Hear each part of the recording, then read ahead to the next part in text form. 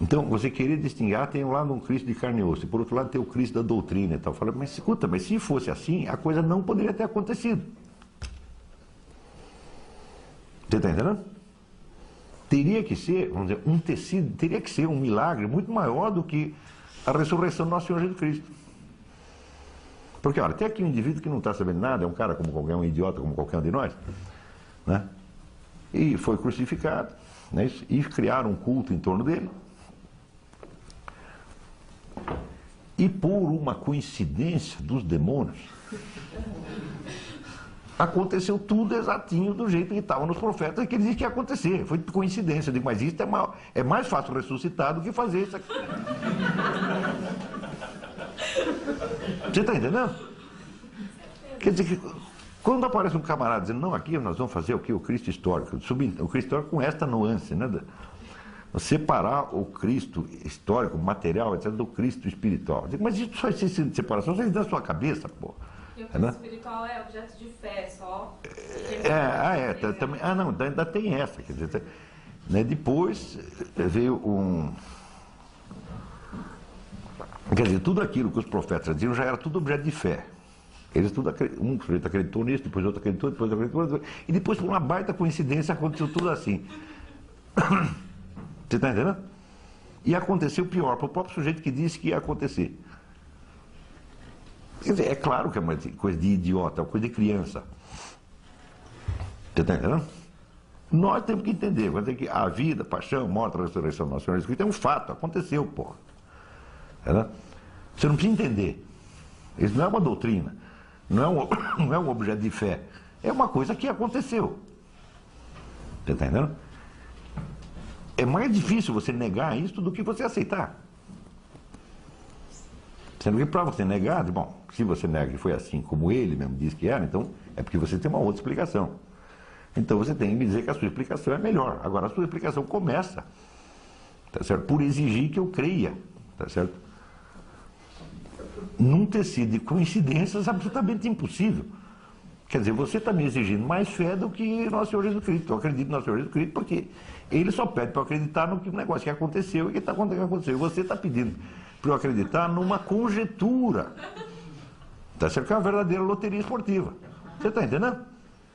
Você pode ter certeza, sempre que entra esse negócio agnóstico, materialista, tal, o que está em jogo no fundo é só uma coisa, burrice. Burrice mesmo, entendeu? Falta de inteligência. Você pode investigar num monte de coisa. O problema não é isso. Aqui tem uma história que é relatada, tá certo? Por testemunhas, tá certo? Que estiveram lá e que contam a coisa numa ordem que coincide exatamente com aquilo que esses profetas vinham dizendo desde 3.000 anos antes.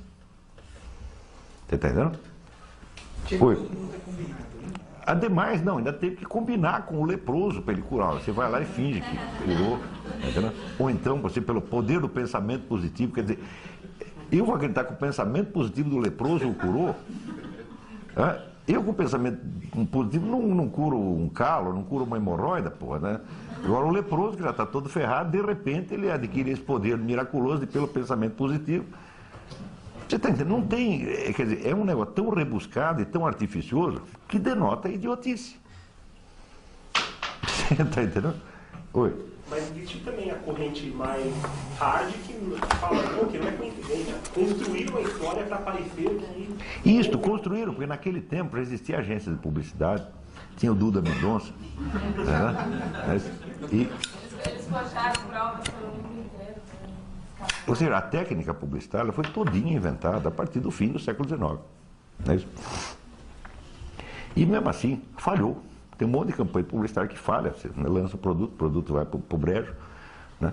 Eles querem nos fazer crer que antes disso, no tempo não tinha técnica publicitária nenhuma, tinha uma técnica publicitária implícita, inconsciente, tá certo? Que funcionava pra caramba e que criou, né, os profetas, os santos, etc, etc. Ora, você para acreditar nisso precisa ser muito pueril, muito infantil. É sempre a ideia de que a desconfiança é sinal de maturidade, a confiança é sinal de que você é um atrasado, um caipira. Eu digo, não, depende do tipo de desconfiança. Porque essa desconfiança que você está tendo, ela me exige uma confiança muito maior. Na verdade, essa desconfiança, essa suspicácia moderna perante os dados da revelação, ela é profundamente incrédula, porque ela exige você acreditar em muito mais coisa do que a revelação está te dizendo. Olha, a revelação está dizendo o seguinte: o homem era Deus, era o verbo de Deus, e aconteceu isso assim, assim, assim, assim, e curou o leproso, quem morreu ressuscitou. É só isso. Agora, os caras querem que eu acredite numa loteria esportiva, na existência de agências de publicidade, tá certo, etéreas, né, imateriais, que criaram tudo isso, né, mediante aqueles processos mediante processo de violência simbólica do Pierre Bourdieu, imposição de discurso e não sei o que. Escuta, peraí. Você vê, como é que o Papa fazia para impor um discurso? Você pensa que tinha a Rede Globo Televisão, o Papa chegava lá e falava, 70% da audiência ouvia? Não, o Papa falava um negócio, para aquele negócio chegar nas igrejas, levava anos. Você entendeu? Quer dizer, se o cara que está na igreja, digamos, sei lá, na Irlanda, durante a vida, depois que ele foi para a Irlanda, se ele 2 vezes na vida receber notícia do Vaticano, é muito. Você está entendendo? Então como é que podia haver violência simbólica aí?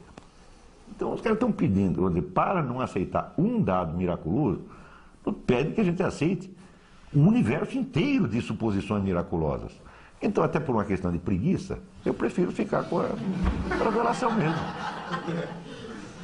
Não é um problema de fé, eu estou dizendo uma coisa científica, pô.